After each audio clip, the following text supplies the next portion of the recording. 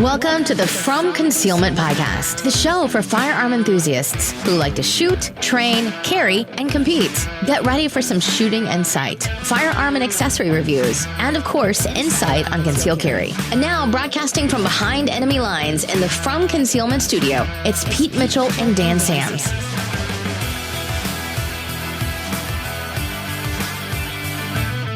Hey, Freedom Nation, we're back after a 2-week hiatus with COVID, Christmas, New Year's, all the fun stuff. I'm Pete Mitchell, and he's Dan Sams. I am Dan Sams. I'm Dan Sams, who has overcome the Wuhan flu. We need a name for it that involves Fauci, since he invented it. Like we should call it Fauci the Fauci flu. Yeah, I got the you got the Fauci flu. I have overcome the Fauci flu. Yeah. Like, hey, if you really wanted to kill Dan Sams, maybe you shouldn't have had your product made in China.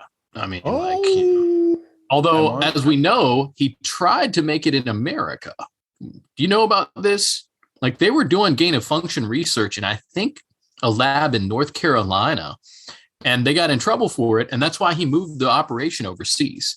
This is not a conspiracy theory. Like, have a look, check out the congressional hearing where what's his name? Rand Paul was interviewing Fauci. There's a whole thing there. I don't have my info in front of me, but yeah. So yeah, he tried to make it in America. So I'll give him credit for that.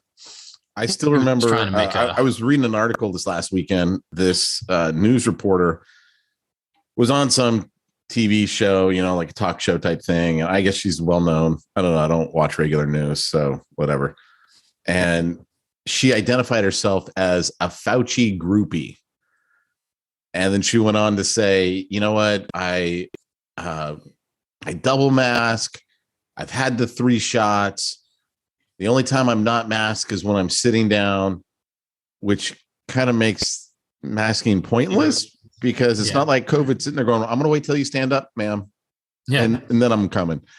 Yeah, COVID only resides at like the 5'6" level. So apparently, I don't know what this lady's thinking, and she's like terrified. And she's like, but it's from everything we're reading and from what Fauci's saying, we're all going to get Omicron, no matter what. Like, even though I'm doing all this stuff, we're all going to get Omicron, and all these unvaccinated people are just walking around without a care in the world until they end up on a ventilator and die. Like, that's literally her mindset. Oh my gosh. Yeah. So tell us about your experience with the old Fauci flu. Yeah. So first of all, started feeling a little achy, but I go to the gym. And so I assumed I had some just muscle ache from the gym. And I at some point got to a place where I'm like, I don't feel great. I'm going to probably lay down a little bit. I'm like, okay, I'm probably coming down with something. And then honestly woke up the next day feeling a lot better, but unable to smell. And so I thought, And from there, a lot of just ups and downs where I would wake up and be like, oh man, I'm feeling pretty good. This is all right. And then I'd be like, oh, I need to take a nap. So I kept on with my work. I was able to do, things I needed to do. I was at home. I didn't go anywhere because I'm not foolish. I'm not going to go and get other people sick. But I worked from home. I was able to keep things moving. Wait, did you wait the 5 days or the 10 days? What did you quarantine? Because apparently it's all changed. The science is the same, but we're changing the quarantine. That was the funny thing. Well, because first they changed it to where essential workers only have to quarantine 5 days. And I'm like, does being an essential worker somehow magically make you less able to infect people?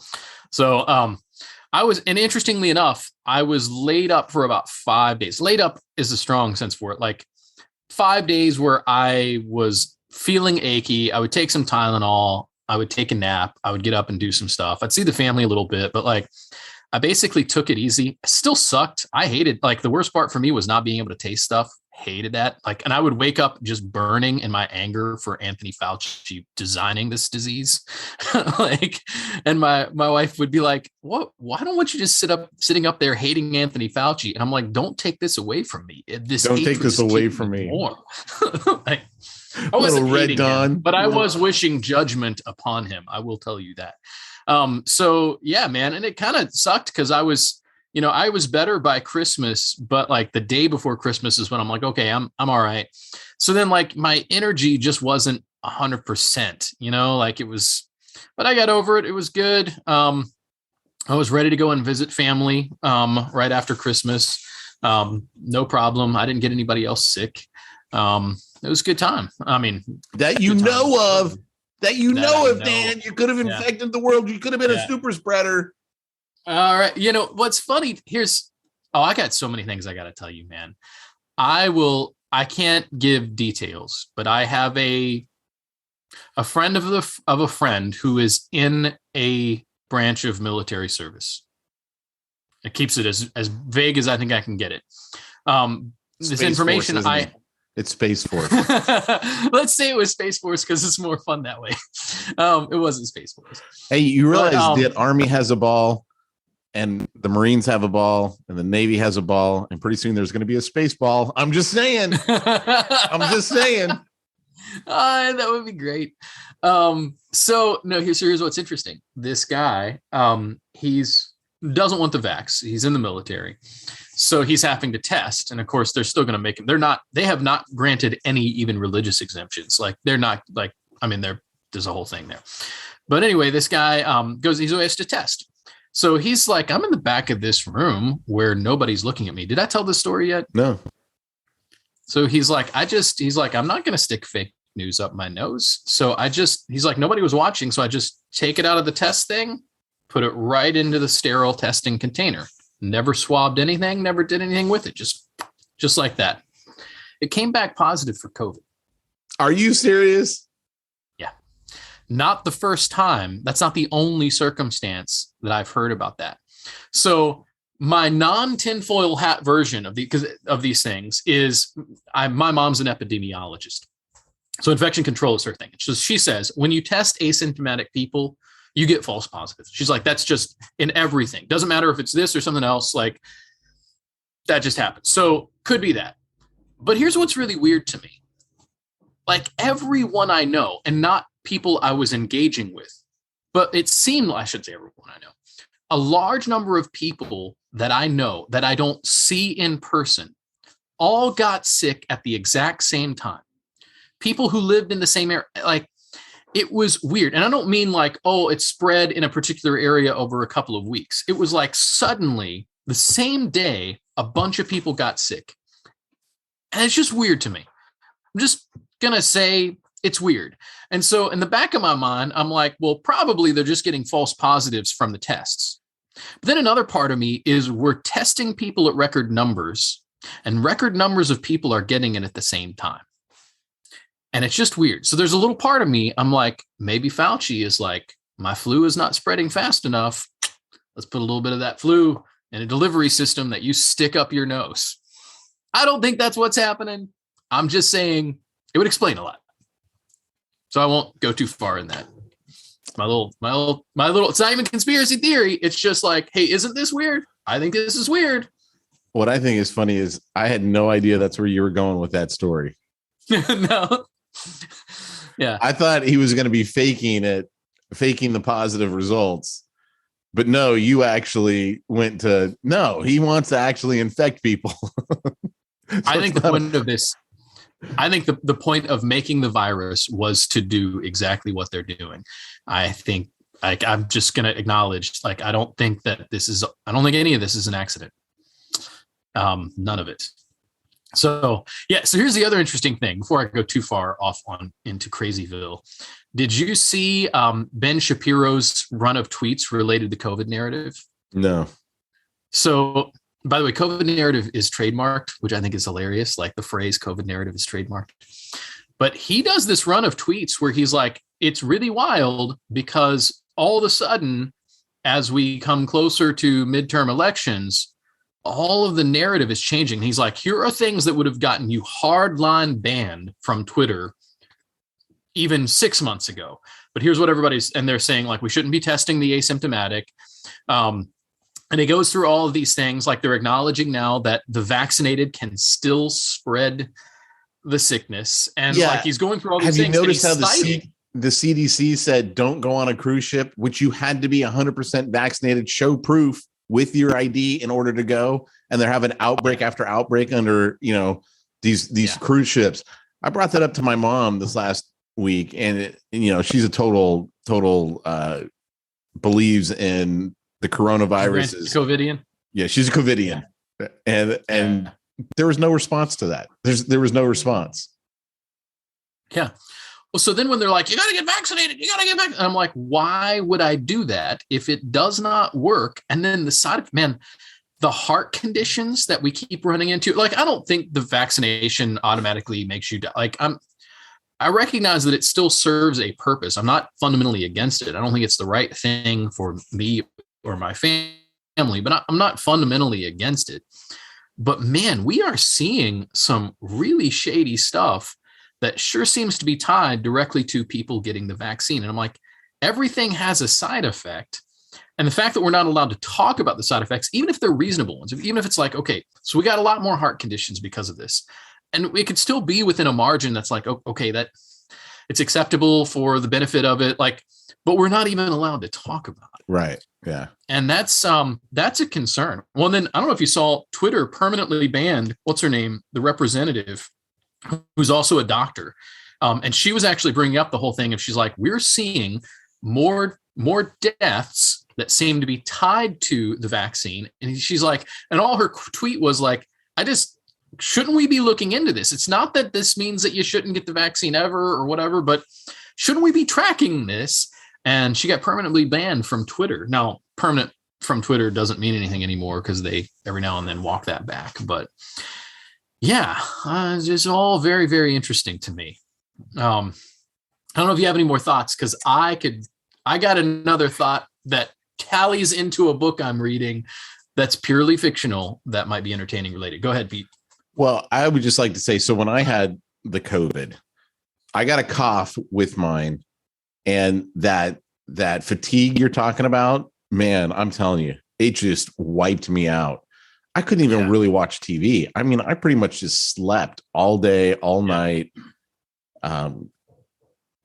It was no joke. And at the same time, you know, when you have it, you have that thought go through your head. Did I make the right choice in not getting the vaccine? Like, you can't not have that thought go through your head, because you don't know how bad is this going to get. And then, you know, you'd start to get better, and then all of a sudden, boom, it hit you again. Yeah. Same thing. It was like I felt like I was on a roller coaster of right. Yeah. I kept thinking like, well, tomorrow I'll be better, but then I'm like, I'm still not there. Yeah, you don't. I mean, it was weird. I mean, it was definitely a weird one. It did not feel like a natural virus where it starts out, gets worse, and then you start to get better. It felt like this is just a roller coaster, like you said. Like, yeah, it was unlike any way I'd been sick ever before. Yeah, I've never been sick in that way. It was just strange. The up and down was strange. The symptoms, obviously, losing taste. Like, it's one thing when you have a cold and your nose is stuffy and you can't smell because your nose is stuffy, and that affects your taste a little bit. Right. That's a whole different thing. This was, I could breathe fine. I never really had any congestion or anything, and yet I couldn't take, like, that. It's just weird. Yeah. Very, very strange. This last week, my family and I, we went up to San Francisco Bay Area to see family for the first time since before the pandemic. So it's been a couple of years, and we dreaded it because we knew how they all were with COVID. Like the counties up there. I mean, it's like, first of all, San Francisco itself, you got to show a vaccination status to go inside anything with your ID. Yeah. I mean, it's literally papers, please. And my family, my mom's a retired nurse. I mean, they're high risk, and they are COVIDians. I mean, like you said, they are total COVIDians. I mean, they've barely gone out. In fact, I discovered that we are the first unvaccinated people they've allowed in their home. Oh, wow. Since the vaccines, since basically it started. And now you got to understand, my dad's a pastor. And so they entertain at their house all the time. I mean, they have Bible studies, Thanksgiving. I always hated going home for Thanksgiving because it was a big shindig with people I didn't know. Because, I mean, you know, they just have this huge table full. Well, apparently this last Thanksgiving, one of their closest friends, the husband's vaccinated, the wife's not. And they wouldn't let the wife in. Like, she knew. I mean, it wasn't like she showed up at the door. She knew, hey, you know what? We're not going to have any unvaccinated people over. And I'm like thinking to myself, and I bring this up to my mom. I go, but you realize the vaccinated ones are the ones who are spreading it. No, they're not. I'm like, yeah, they are. I go, look at all these cruise ships. You're totally vaccinated to get on it. And they're super spreader events to the point that CDC has said, don't go on a cruise ship. I'm like, if vaccinated people are spreading it, well, it's not as bad. Yeah, but they're spreading it. Yeah. And what do you mean not as bad? And are you sure it's not as bad? I'm not sure it's not as bad. Yeah. And this is the other interesting thing to me of how many people I know who got the vaccine and were intensely sick, like immediately, like, and whatever they talk about, like the second shot, whatever, intensely sick for like 3 days, maybe. And I'm like, okay, well, arguably I was not feeling well for a longer period of time, maybe 5 days. But man, those 5 days were not terrible days. Like, I didn't like it. It was annoying, but I was functional and I was okay. It's interesting. I'm like, so 5 days of kind of being achy and not feeling great, or 3 days of intense illness, and then you're still not safe to not get it. I'm like, I don't want to have anything to do with that. So right. Yeah. It's a weird one. In fact, for interest of anonymity, I'm not going to tell the stories that I'd love to tell about my experience in San Francisco with COVID and family and all that stuff. But I will say this, those who have mental health issues, COVID has not been good for them. The fear, I mean, really, it's the constant fear, the constant, you're going to die if you get this, which, even though that's statistically not true, I mean, oh my gosh, dude, I've got this one friend who has suffered with mental illness their entire life. And it was evidently bad. Like, oh my gosh, is this person going to have to be institutionalized? Like, that bad. And I'm telling you, man, it is wreaked havoc on our society that suffer with mental health issues. Yeah. And that's not fair to them. It's just not. Yeah. I agree, man. Yeah. People with anxiety are wrecked right now. Yeah. And people just with general phobias. And actually we were to get together with some extended family. We got together with my family, and it was good. And we had some extended family we hadn't seen, like 10 years that we were supposed to meet up with. And the wife was just like, well, no, you've been around people. I'm thinking, like, lady, we're around people all the time. Right. But she's like, well, I would want you to wait 10 days. And we're like, lady, we ain't going to do that. And so we didn't have the meeting. Like, we didn't have that family get together. Now, it's extended family that we're not really close to, so it didn't hurt that much. But they basically are like, you're dirty and I don't want to be near you. And I'm like, right. Thanks for that. The irony is that family, like, they double mask, they do the whole thing. They're sick all the time, all the time. And I'm like, man, by God's grace, COVID went through our house with minimal effect. How are your kids with the COVID? I'm like, I would much rather. You know what? So it's hard to tell whether even my kids got the Fauci flu. But I mean, they were here. We had all been around each other. It was like, yeah, there's no quarantining now. Right. We all stayed in the house together.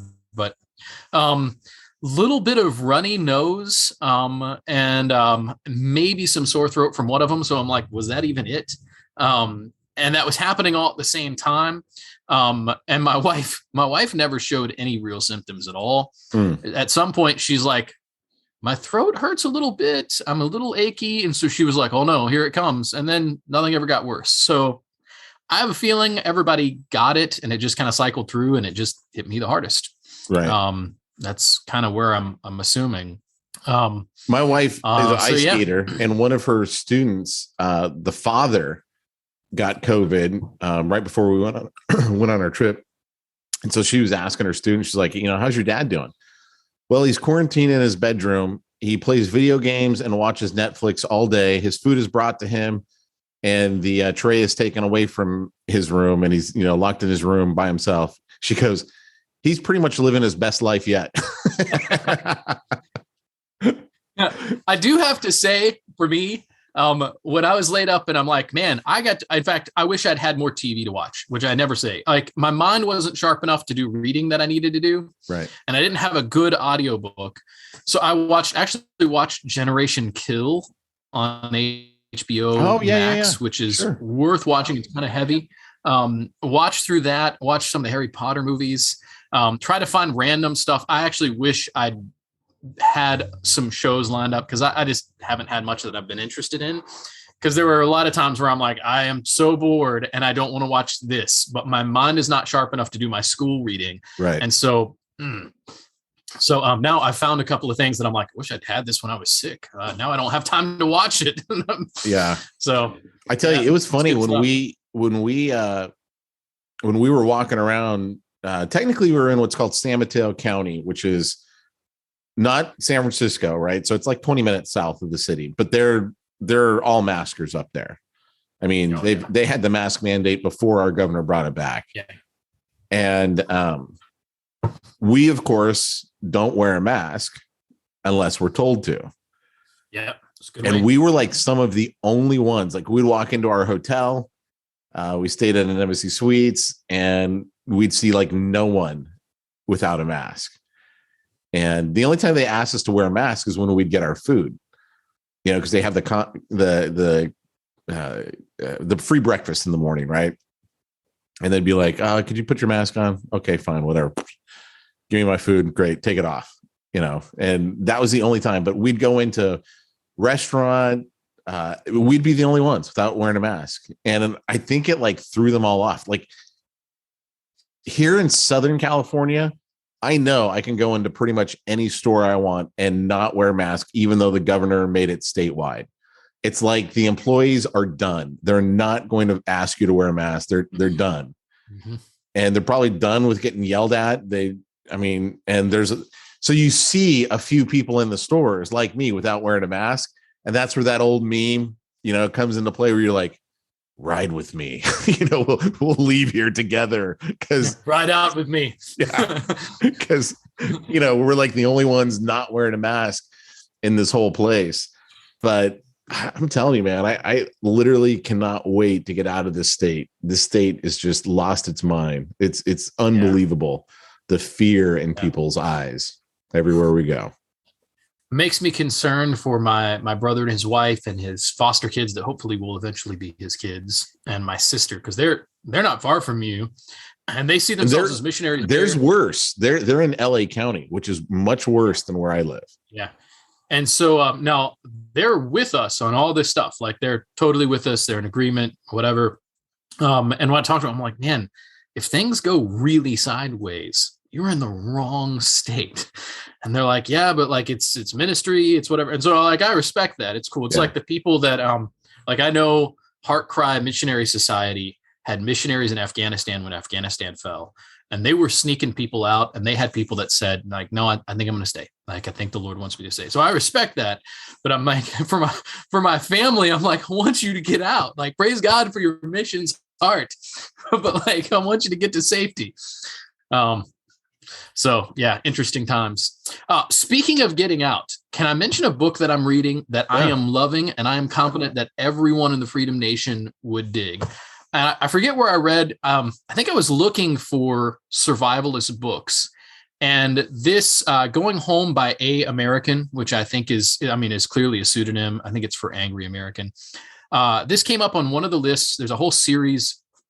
And so I just put it on my Amazon wish list, which, by the way, I'm trying to get rid of Amazon, but it was up there. And I even forgot it was up there. I had a couple of other things.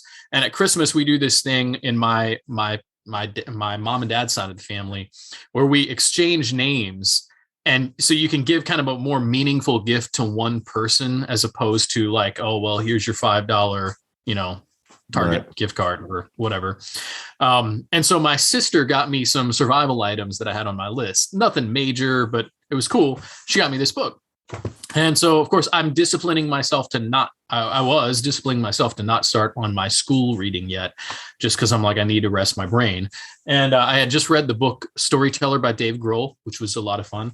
And I get done and I'm like, all right, I'm going to kick into this book that I just got, a couple of days before. And I'm immediately hooked. Like very few times do I get engaged in a novel where I'm totally dialed in and I'm like, okay, I don't really want to do anything else. I want to finish this. And so I'm looking for every nook and cranny of time to read more.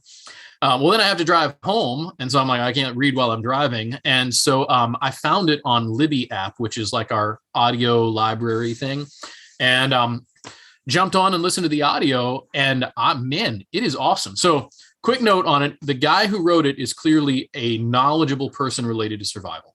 And so while it's a novel, he's teaching you along the way. Nice. So the way the story goes, I won't go into too much because I don't want to ruin it for you, but he's away from home on a work trip driving. And so he's actually put he talks about, he's like, well, I'm going to be gone. He's like, I'm going this far away. So I'm actually putting my bigger, get home bag in. And so he talks a little bit about that, throws that in, and he talks about how his coworkers make fun of him for doing that, whatever.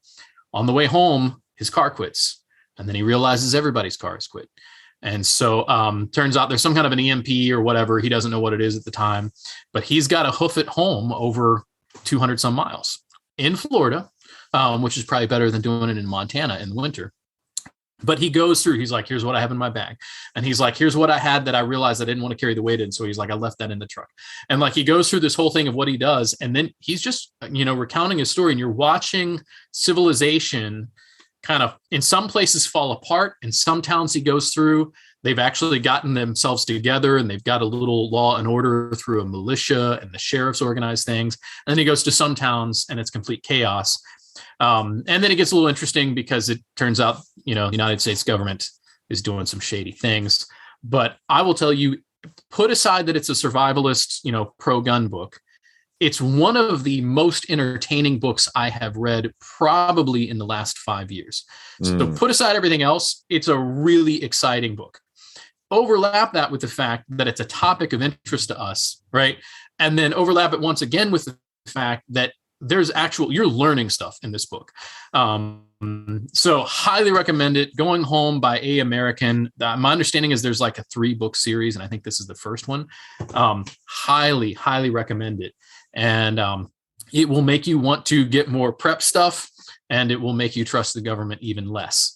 Yeah. Do you remember the Kyle Rittenhouse prosecutor who was like, normal people don't roll around with body armor in their trunk? I'm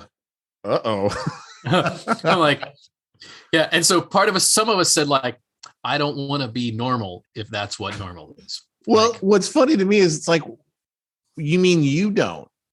Yes. Like, what do you mean normal people? Because I'm telling you right now, you talk to most cops, dude, they're rolling around with body armor, shotgun, whatever else in their trunk, but they're not going to be caught out without proper protection and firearms.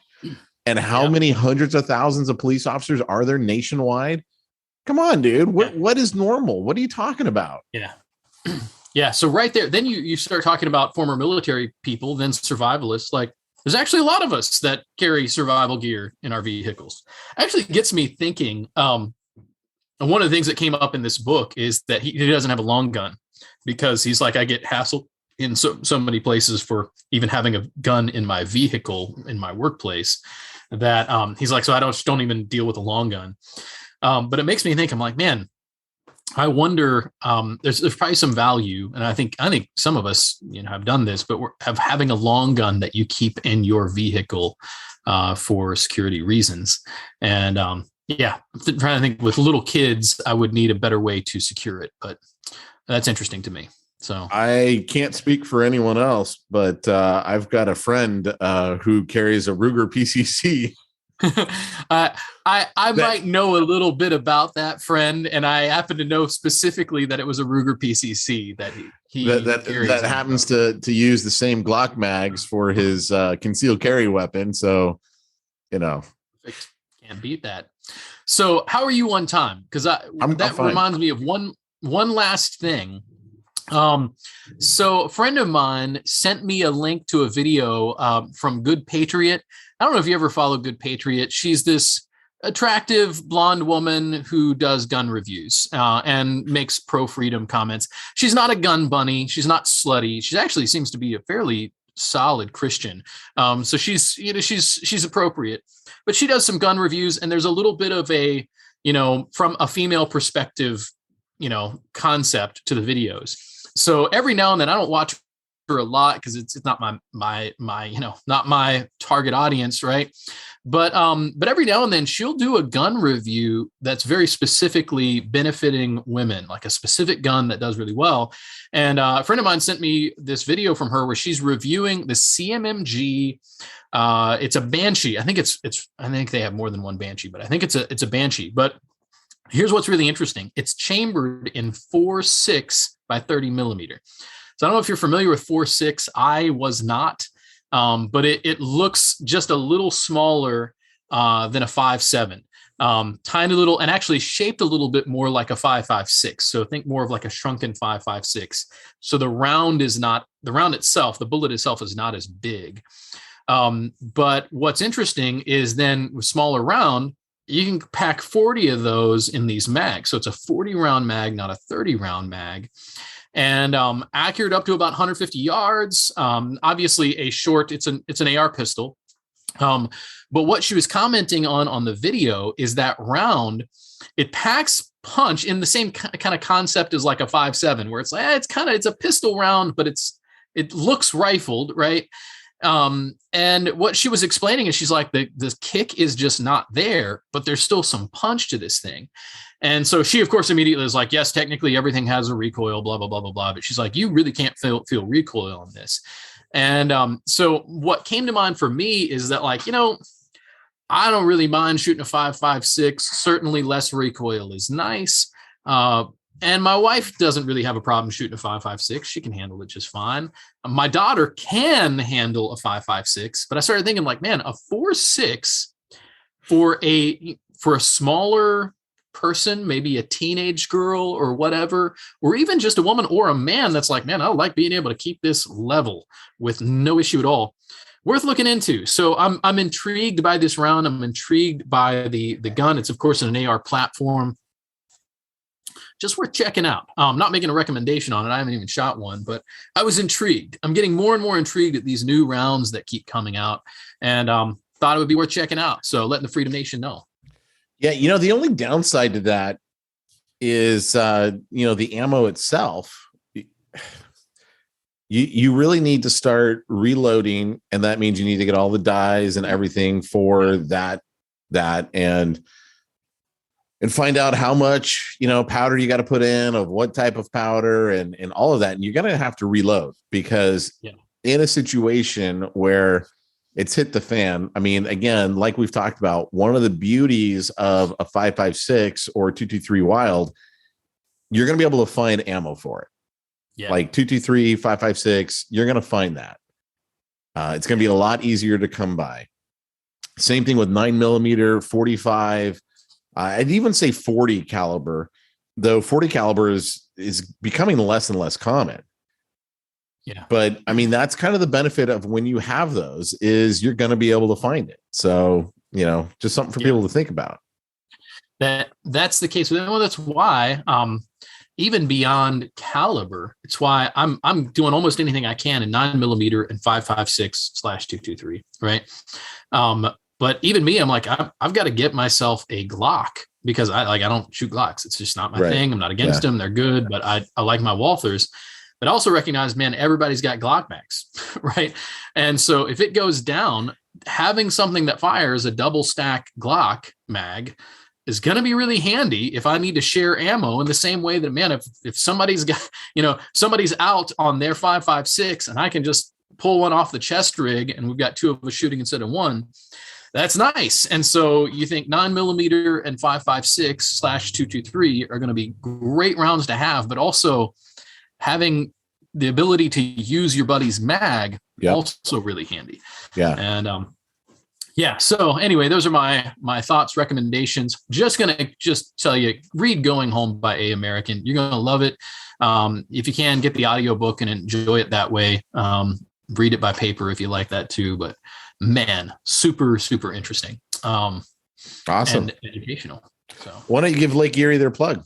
Yeah. Hey, everybody. So we are kicking off the new year, and super exciting things are in motion for the new, as we call it, the Gun Tree Club. But man, we are managing to stay stocked pretty well. As much as, man, we're selling a lot. We're staying stocked. And I'll tell everybody, if you have not done a training class, because I know a lot of people are like, I don't want to shoot ammo right now. I don't want to do whatever. Obviously, get your CCW, but also we've got individual personal training. We've got a simulator where you can actually get some quick draw training. There's a whole lot of good stuff there. Highly recommend. Come on out to Lake Erie Arms, get online, schedule a training. You need to be training right now. And we have the ability to help you train without you spending a crazy amount of ammo. And so highly recommend that. Get on out, train. Also, buy some guns, buy some ammo, stock yourself up. I love it, man. All right, guys, we'll be back next week with another episode. We'll talk to you all then. Take care, everybody. Take care.